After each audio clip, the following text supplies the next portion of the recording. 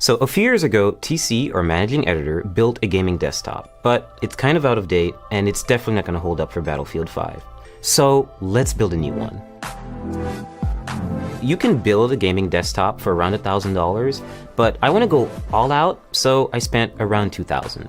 PC like this is going to be able to play most games at ultra settings. So what do you need to build a desktop? Well, of course, first you need a table. Preferably not metal. If it's going to be metal, have an anti-static working surface layered on top of it, a thermal paste applicator, an Allen wrench, some tweezers to tighten up the wires, a Swiss Army knife which hopefully has a Phillips head screwdriver in it, and last but not least, an anti-static bracelet, which is to protect you and the parts. These are the parts you're going to need, but more importantly, before we get there, we need to understand what these parts are doing and how they interact with one another. To better understand the parts that make up a desktop, let's try to understand them individually. The processor is like the computer's brain, a base of calculations that control everything the computer does. The motherboard is like the foundation, serving as a main structure for all other parts to be added to. It also allows the other parts to communicate with one another, which also makes it kind of like a nervous system. Graphics cards are responsible for rendering and processing visuals into what you see on screen. Our PC's power supply is of course channeling electricity, in that it adjusts and provides the right amount of energy to keep it running. Last but not least, RAM, or random access memory, and your hard drive are good examples of short-term and long-term memory, respectively. If you want to better understand what kind of computer to build, then first figure out what you want to use it for. A gamer might care more about a graphics card than, say, a video editor who might want extra RAM to assist with editing large files. If you're building a budget build for video streaming, say under $1,000, you want to focus on parts, like a Core i5 or Core i3 processor, that require less energy. They'll be less powerful, but then you'll be able to scale back the cost of several other parts.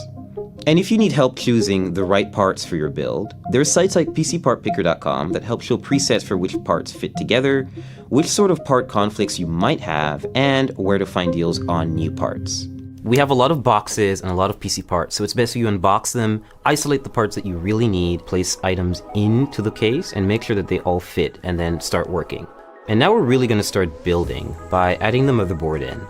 Some notes about installing motherboards: they're really delicate, you should be really careful with them, and screw in with confidence, but also don't screw in too hard, otherwise you could crack the board. I chose Asus's Z370 motherboard for two main reasons. One, it has built-in Wi-Fi and Bluetooth, and also it has support for NVMe SSDs, meaning you can get really fast SSDs that are really easy to install. Pay close attention to the brace that goes at the back of the computer. You always have to make sure that you really hammer it in, because there's no screw, it really just has to go outside of the case and clasp onto the frame. And this is very important because otherwise you can't align the motherboard correctly with the holes. We're just going to start installing all 8 screws.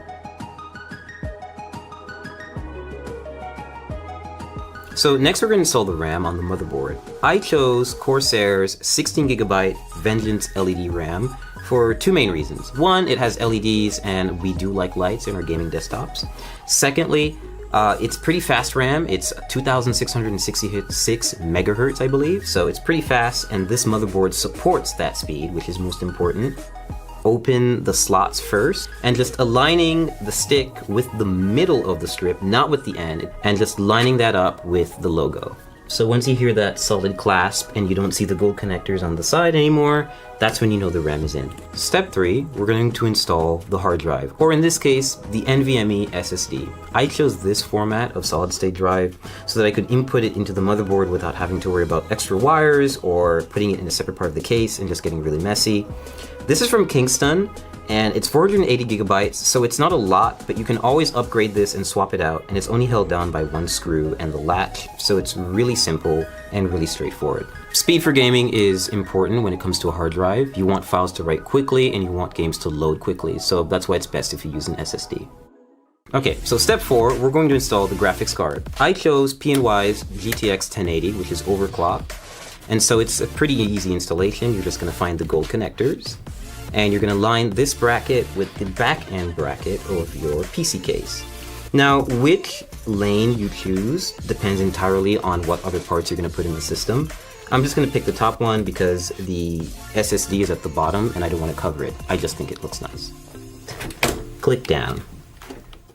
Take your remaining brackets and just put them in the spots that you haven't used. You don't have to screw these in. They get bolted down by the back-end bracket. And your GPU is installed.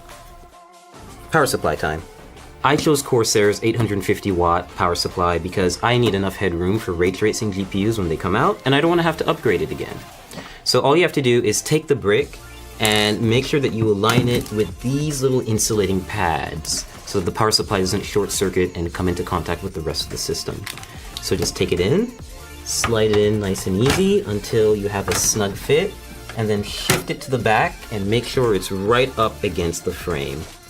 Now you just take the required screws and you tighten and screw in. So next step, we're going to install the CPU cooler. In this case, it's going to go on the top end of the case, and we're just going to have the hose hang out for a little while until we install the processor, which is going to come a little later. Always be sure to try to place it in the system first before you install it, because you can see it takes up a lot of space. But in this case, no pun intended, it fits in perfectly, and we're gonna start screwing it in. And so there's nothing special about this screwing in process. They're just really long screws because they go through the entire frame of the cooler, and they take forever. So next up, cables. Every power supply is gonna come with a big bag of Velcro cables. It's kind of daunting at first, so you always have to find the ones that are gonna fit. In this case, you need to match those cables with the correct descriptions on the power supply. Next step is we're connecting the power supply to the motherboard with a 24-pin cable. We're just matching that cable from the motherboard, threading it through the back, and attaching the 24-pin header to the power supply so that we can have one of the connections complete. The next few additions will be for the GPU, for any specific ports that the case has, for any lighting that the case has, the CPU cooler, anything else really. We're installing the CPU, the heart of the computer or the brain, depending on how you look at it. So to do this, we're just going to remove the plastic covering that they put on the motherboard. We're just going to take this little plastic part out. We'll just toss that out of here. And now we have an exposed CPU holder, or rather slot, on the motherboard. And we're going to use the CPU applicator. This is a special little part that not everyone may get, but this motherboard that we got from ASUS definitely does have. It's called a CPU installation tool. It makes it really useful if you want to install a Core i7 hexa-core CPU. Yeah, we've got one, and it's an 8th generation chip, and it's ready to go, and it supports overclocking. So what having this little installer does for you is it's basically a brace that you can apply right to the CPU and light it up with the triangles that you'll see on the bottom left corners. And this will make it easier for us to apply it to the motherboard and then apply thermal paste and then apply a CPU cooler on top. And we're just going to carefully lean it down into the system and make sure that everything lines up, and we're going to clasp down on it and we'll be good to go. So we're about to apply thermal paste to the CPU.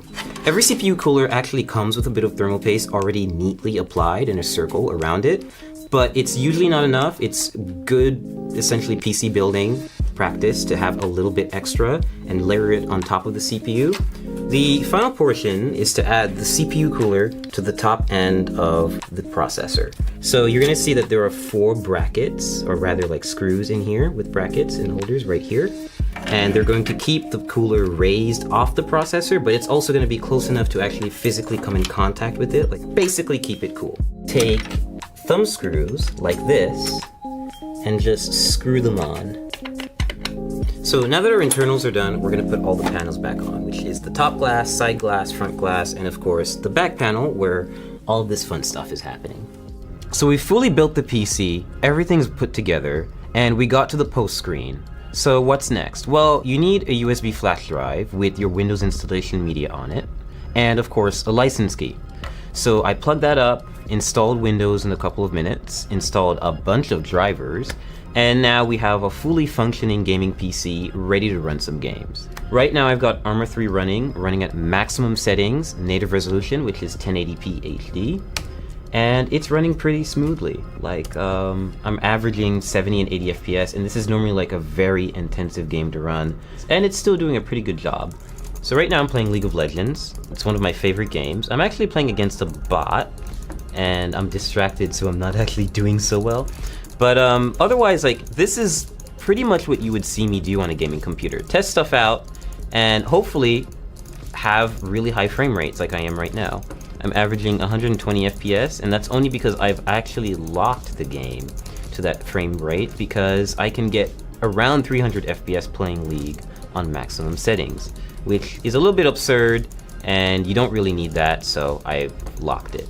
Building a gaming desktop has been a great experience. I'm able to max out a lot of my favorite titles, and I'll be able to play a lot of upcoming titles like Battlefield 5 and Cyberpunk 2077 without worrying too much about the parts I have.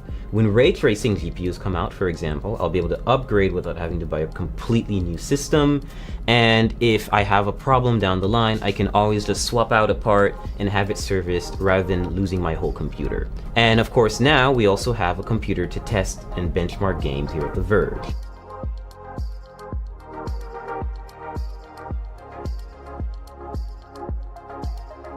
Thanks for watching.